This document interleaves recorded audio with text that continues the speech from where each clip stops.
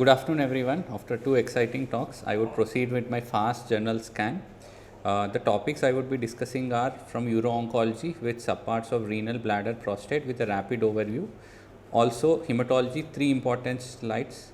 I selected my topics from NEGM, Lancet, JAMA. Also, taking into point which can be practicalized with the latest update and data. To proceed, this is a data that was present in ASCO GU, later published in NEGM, online in February, now in the months of April and May. So, this is another armamentarium in the era of immuno-oncology in renal cell carcinoma that used lenvatinib plus pembrolizumab. This was conducted by Motzer. He is a stalwart in renal cancer. He introduced the concept of immunotherapy in renal cell cancer.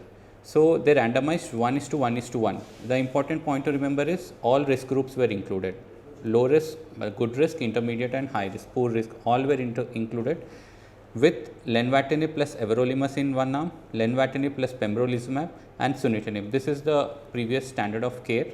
They have given this until progressive disease, unacceptable adverse events or patient withdrawal, with primary endpoint being PFS, secondary endpoint of OS and response rate, and others are exploratory endpoints.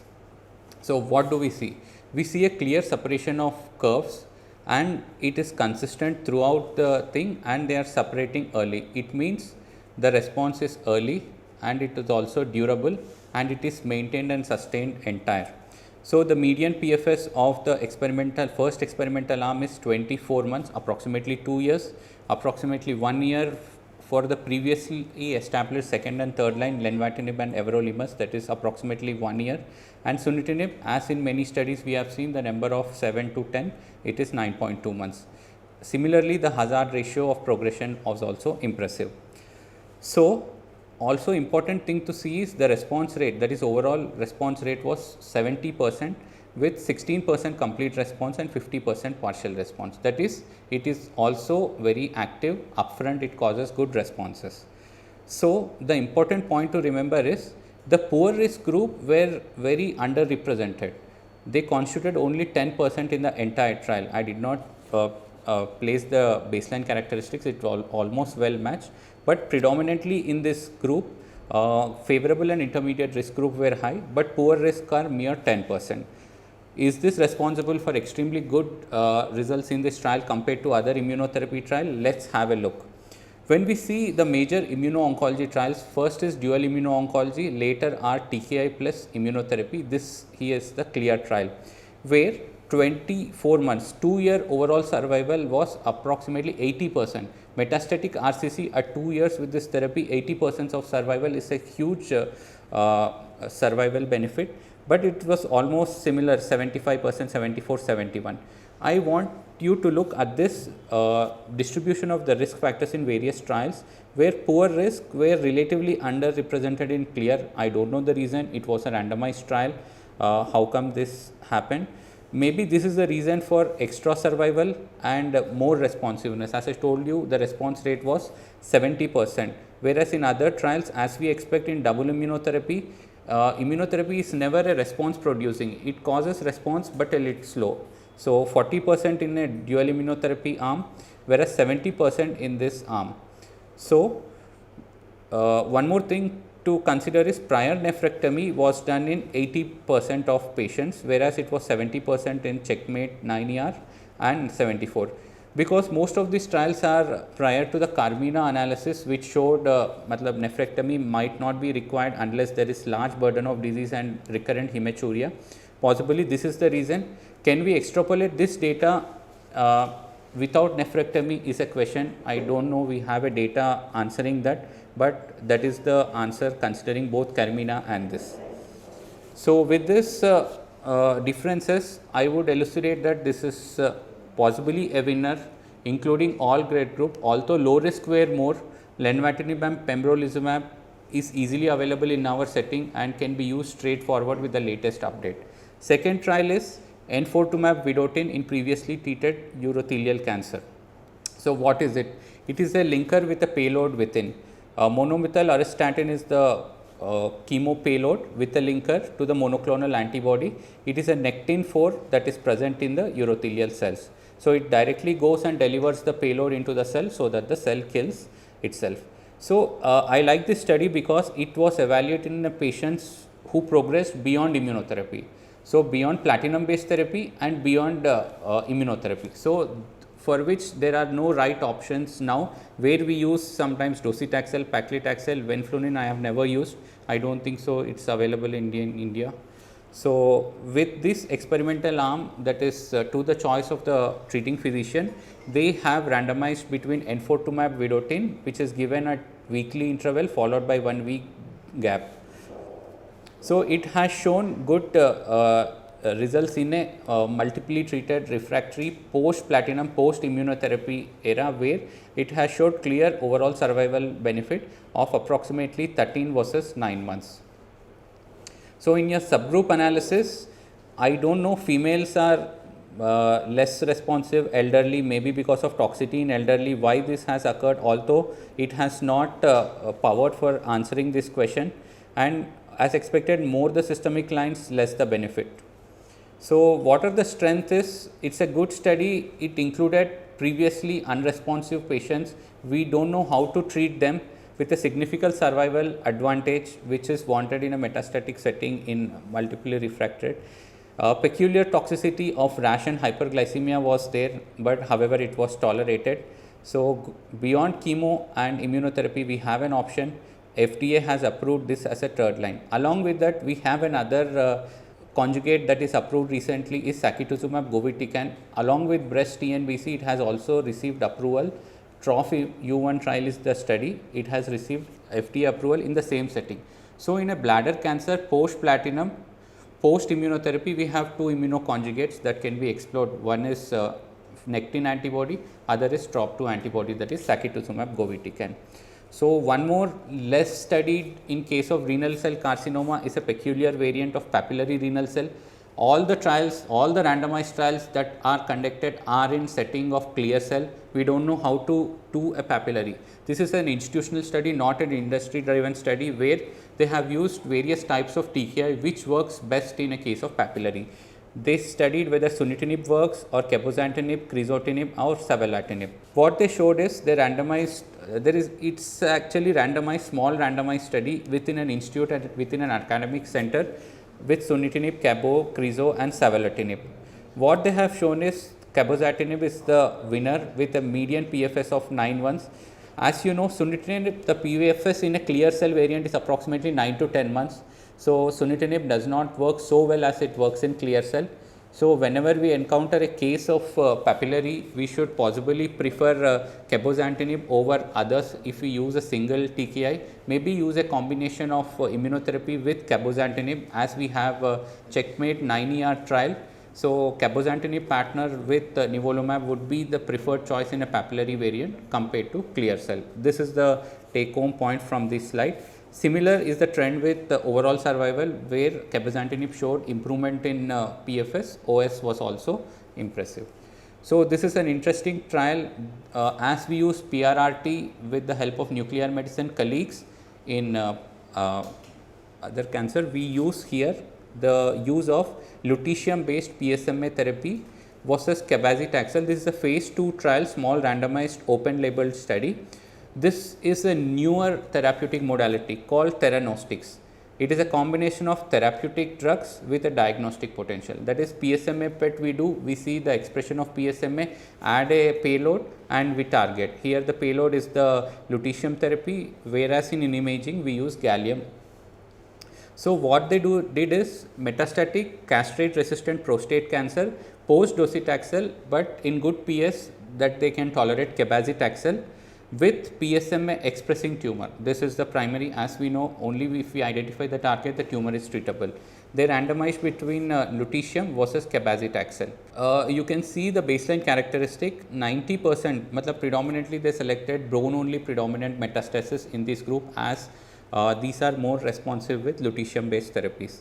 So you can see impressive waterfall plot where the fall of the waterfall is more nearer, that implies the response with lutetium is much more impressive compared with this, and this PSA reduction, that is whichever are in bright red, it implies PSA reduction more than 50%. Along with response, the more response is more in lutetium therapy, and the PFS at 12 months was 20% versus 3%. Yes, it is an option in a post docetaxel, post hormone therapy state, and it is feasible and we can give in our setting. So, the strength is it is a randomized trial, active control arm, but it has a small population size. The update of this is Vision trial that is being presented at current ASCO plenary session. We would be getting the exact value, the importance of data after the ASCO plenary session. It was selected for ASCO plenary session. So, this is the Vision trial that we would wait, maybe in couple of weeks later we would get to know, and this is one of the favorable option compared to cabazitaxel in a patient with bone limited metastatic disease, post hormone therapy and post docetaxel, which we can right away follow in our center. Next, this is an important study. I found it interesting. It is an abstract. We all know there was PROFOUND trial that was published in New England Journal, which established the role of olaparib in a metastatic prostate cancer with BRCA1 and BRCA2. But in the PROFOUND study, they found that at the screening stage itself, 30% of patients were excluded because they could not find tissue for evaluation for BRCA1 and BRCA2. What this post hoc analysis of PROFOUND study did was, those patients in which we know the gold standard was taken as the tissue BRCA1 and BRCA2, they did circulating tumor DNA in those patients only. So, they analyzed whether we can replace tissue with circulating tumor DNA. I will just explain you what is this 2x2 plot. This is the first column is the tissue BRCA positive, tissue BRCA negative. This is circulating tumor DNA positive, circulatory tumor DNA negative. So, this column implies 143 patients are simultaneously positive with both tissue and tumor. This arm, what does this indicate? These are extra detected by circulating tumor DNA, but tissue technique missed.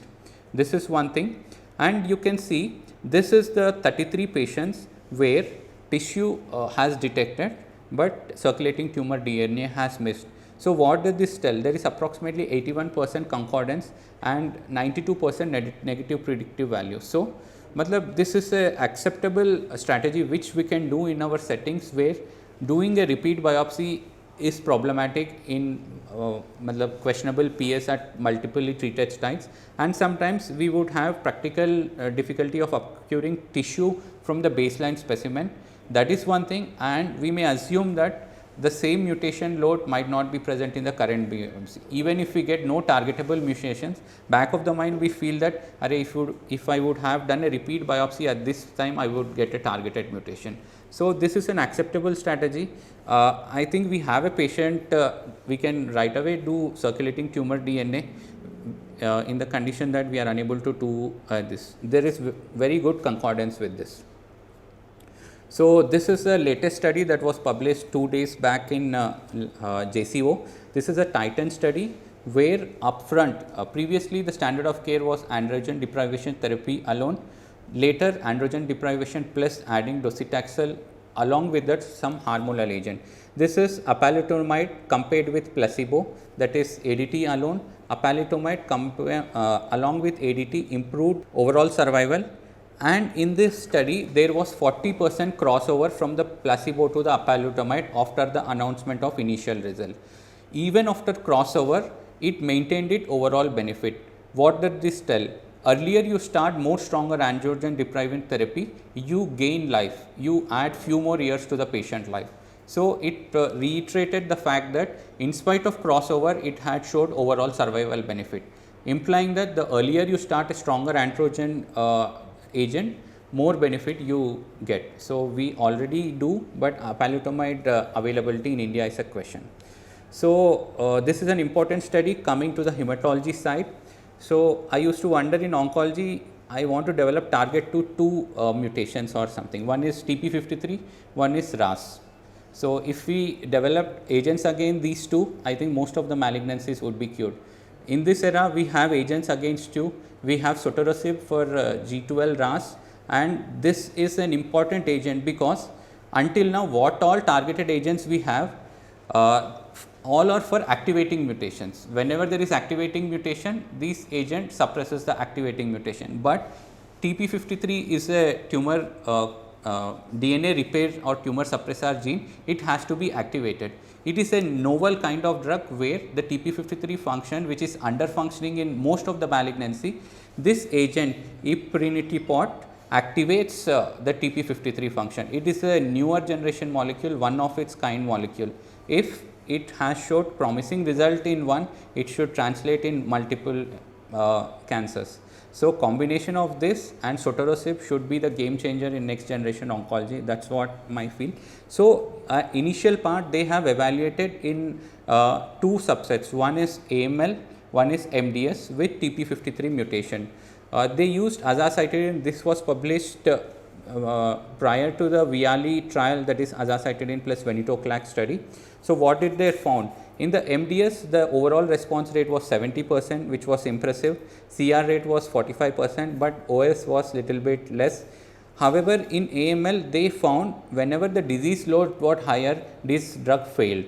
That is, whenever the blast percent was more than 30%, which is the most of the scenario in our patients, where it was failed miserably with 0% CR rate and overall survival of 3%. So, however, in oligoblastic AML, which is a new terminology which I saw in this trial, show that CR rate was 30%, OS was 14 months. So, what they tell is maybe this is an early molecule of P53 reactivator. Maybe we should find more refined molecule which can more activate P53. Maybe that should be the research angle, but I felt very impressive with this P53 reactivator.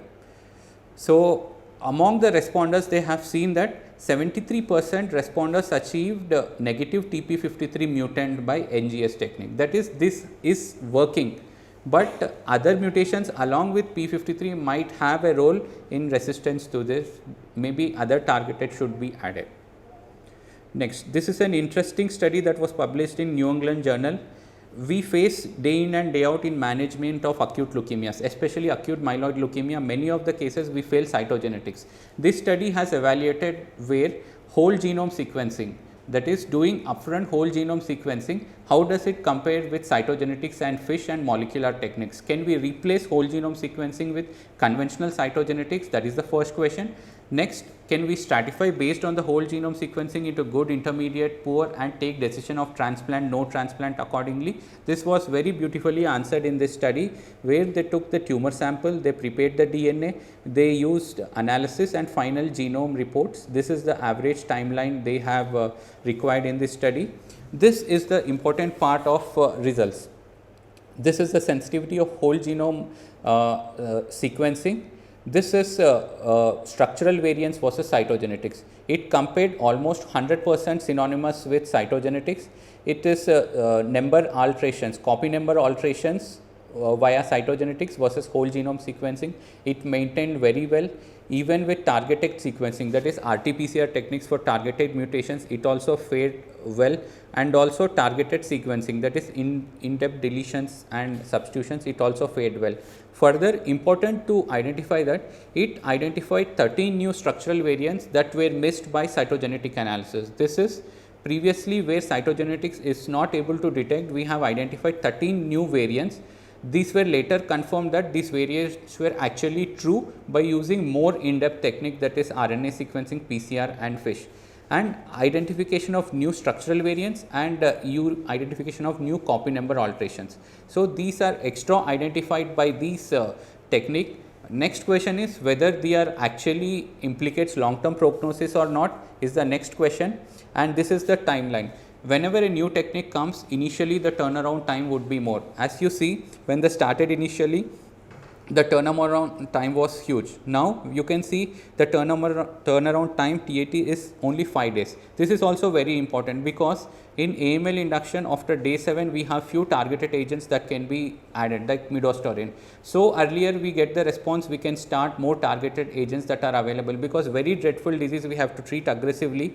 To treat aggressively, we want precise information at the earliest so that we can target it early. So, it has shown that the time for whole generation sequencing when the institute has adapted with the technique and the result output can be out in maybe 4 to 5 days. and it is much less than cytogenetics FISH data. So, I found this trial data very promising, and it can be straight away followed in our center also. This is important thing. So, in 17 patients they have identified, this is only AML set, they have a prospective set in it, retrospective set in it. I am discussing the prospective set. So, in 17 patients they identified newer mutations and 15% of them redefined risk. As you see, this is a cytogenetic risk stratification. This empty bar indicates undeterminate. In previously undeterminate, they have told that this is adverse risk. So, this requires transplant upfront. Similarly, they have changed even the risk stratification of cytogenetics. Then the question arises whether the risk stratification of whole genome is better or risk stratification of cytogenetics, which to believe when we have data of both. This is what they told. This is conventional risk stratification, this is whole genome based stratification. You can see at the start favorable were 31, 19 and adverse were 21. Here you can see the intermediate risk that were previously unclassified were classified into adverse. So, it has identified few patients of intermediate risk who should receive transplant. So, it has further refined our knowledge where intermediate risk has shifted to favorable. So, it clearly separated adverse from favorable. So, we can make a decision transplant, no transplant based on this whole genome. I find it very impressive. It was published last month in NEJM. So, now coming to the newer agent, this is even more exciting. So, all we know is sitagliptin. Sitagliptin is a tremendous molecule for diabetes. So, this is drug repurposing where sitagliptin was used in GVHD. In transplants, GVHD is a major tremendous problem where when we transplant the bone marrow of the patient will act against the body. This is called graft versus host disease. It is one of the major complications. It occurs in around 30 to 50% in acute GVHD. So, what they postulated is sitagliptin is nothing but dipeptidyl peptidase 4 inhibitor. It is present on the T cell membrane. It is very much important for co-stimulation. There is a direct stimulation action and a co-stimulation required for T cell activation. Whenever sitagliptin acts, it inhibits this co-stimulatory pathway. So, the T cell is not activated and the risk of acute GVHD is less. This was the mouse model where they extrapolated, and this was published in New England Journal, where although this was a single arm only with patients of 36, it has huge potential ramifications. So, they have included predominantly acute myeloid and acute AML and ALL. You can see also matched volunteer unrelated were also included. Although haploidentical was not included, fully matched were included, match related, although this can be extrapolated to other setting also. What you can see is where you would see 30 to 50% of acute GVHD rate, you can see only 2 out of 36 patients have some amount of GVHD until day 100. This is one data. This is one important time point. Day 100 is considered one of the major time point in transplant. First, it reduces the acute GVHD. It was given as a prophylaxis along with the established standard of care. In this, they used tacrolimus plus sirolimus. Beyond that, they gave this one. This was given from day -1 to day 14. This is sitagliptin 600 mg twice a day. Everybody fears that sitagliptin may cause hypoglycemia, but there was no hypoglycemia in this trial. That was reported of 36 patients. And these are the outcomes of 1 year. Whenever acute GVHD comes down, we fear that the graft versus tumor GVL effect might be low and there would be more recurrences. It has not happened like that. It has shifted gears in our direction that it reduces acute GVHD without increasing relapse. It is a potential molecule, cheaply available, freely available, out of the counter. We can right away use in our transplant setting without any increased toxicity. Only thing was worry that because of mucositis, there would be a difference in absorption of sitagliptin was the only concern that was raised. Otherwise, it can be right away followed in our transplant programs also. So, it is like sitagliptin finding new partner in hemat-onc leaving endocrinologist. Recent trials has evaluated that in diabetes it may slightly increase cardiovascular problem. We don't know, maybe we take them. And sacituzumab govitecan received approval for metastatic urothelial. This is all the post checkpoint inhibitor post platinum thing. So, next, this is an important study to wait for vision study in ASCO plenary uptake. Second uro-oncology uptake from ASCO plenary is using of adjuvant immunotherapy in resected renal cancer. As we have seen in esophagus, adjuvant immunotherapy prolongs PFS impressively. Possibly they are giving leaks that even adjuvant immunotherapy in a resected renal cancer also improves survival. We have to wait for the results and wait for the peer publication until we comment anything. Next, this is an interesting study where when we fail one PDL agent, can we give another PDL agent? When nivolumab fails, can we give pembrolizumab? This study has postulated that yes, we can give, but use low dose ipilimumab along with that. So, they used pembrolizumab plus low dose ipilimumab 1 mg per kg with impressive response rate after progression of one immune checkpoint inhibitor. So, in renal cell carcinoma, there are humongous number of trials of immuno-oncology agent plus TKI. Is it cost effective compared to TKI? This systemic review showed that yes, using of immunotherapy in renal cell carcinoma is cost effective. Next, this is an important study. When we have multiple agents, we should find an agent for treating the next line in the future. In renal cell carcinoma is hypoxia driven, that is HIF factor, hypoxia inducible factor 2 alpha. This is a newer kid in the block which is used in renal cell carcinoma. It has shown impressive, that is belzutifan. It has shown good data in phase 1 trials. Phase 2 trials are being recruiting for this trial. So, all the studies were downloaded from our newly subscribed journal. So, I used fully so that proper service has done. All these articles were downloaded.